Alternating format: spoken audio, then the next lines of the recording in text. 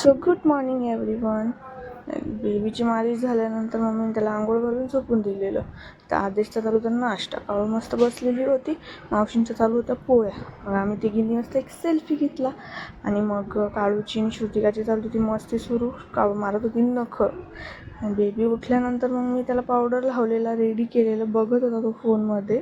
मी shoot करत होते तर. आणि बाबा आले. बाबांसोबत गप्पा चालू होत्या. याला बोलता आषाढ तळणी, तुमच्याकडे काय बोलता कमेंटमध्ये नक्कीच सांगा.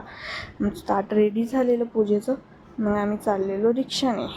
तो बेबी बघा कसा बघतोय रिक्षात बसूनही. आणि मग आम्ही पोहोचलेलो तिथं. आजी वगैरे सर्व होतो.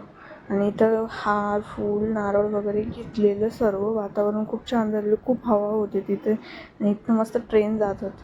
हार टाकला, माझा हातच जात नव्हता पण मी टाकलेला फायनली. आणि इथं निवड ठेवलेले. आणि याला आसरांचं मंदिर बोलतात. थोडेसे फोटो काढलेले.